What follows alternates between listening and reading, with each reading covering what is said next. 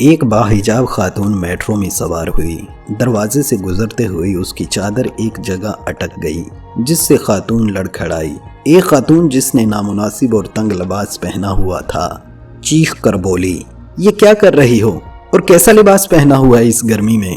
Metro میں بیٹھے بقیہ افراد بھی متوجہ ہوئے، لیکن اس باحجاب خاتون نے جلدی سے خود کو سمیٹا اور اسی خاتون کے ساتھ جا کر بیٹھ گئی۔ جب میٹرو چل پڑی تو اس باحجاب خاتون نے اس خاتون کو کان میں کہا کہ یہ چادر میں نے تمہاری خاطر پہن رکھی ہے۔ یہ سن کر اس خاتون نے کہا کہ میری خاطر؟ میں نے تمہیں کب کہا کہ میری خاطر تم چادر پہنو اور اس گرمی میں پسینے سے شرابور ہو؟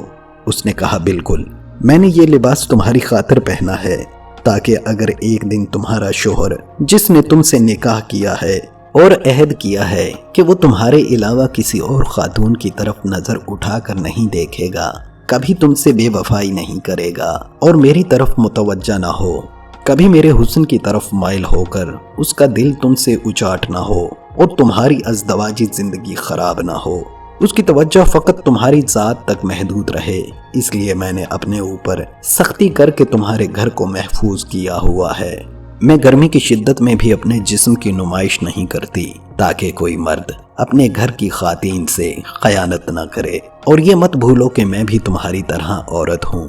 میرا بھی دل کرتا ہے کہ لوگ میری تعریف کریں اور جب تک نظروں سے اوجھل نہ ہو جاؤں لوگ میرے حسن کی مداح کریں، لیکن میرا بھی ایک شوہر ہے جس سے میں خیانت نہیں کرنا چاہتی، کیونکہ میری نظر میں مجھ پر فقط میرے شوہر کا حق ہے اور میں اس حق میں خیانت نہیں کروں گی۔ اگر میں اس عہد میں وفا کرتی ہوں تو میرا شوہر بھی مجھ سے کبھی خیانت نہیں کرے گا اور کسی خاتون کی جانب نظریں اٹھا کر نہیں دیکھے گا، لیکن تم جیسی عورتوں نے جن کے گھروں کی حفاظت ہم اپنے حجاب سے کرتی ہیں، اپنے جسموں کی نمائش کر کے مردوں کو اپنی طرف متوجہ کرتی ہیں اور اپنے حسن کی طرف لبھاتی ہیں، مردوں کی ایک ایک نظر کی بھیک مانگتی ہیں۔ اب تم بتاؤ، اعتراض مجھ پر کرنا چاہیے یا مجھے تم پر؟ یہ سن کر وہ خاتون شرمندہ ہوئی اور اس نے کہا کہ کبھی میں نے اس معاملے کو اس زاویے سے نہیں دیکھا تھا۔ اس حقیقت کو مغربی خاتون سمجھ چکی ہے اور وہ اس حجاب جیسی نعمت کو دیکھ کر اسلام کی طرف مائل ہو رہی ہے۔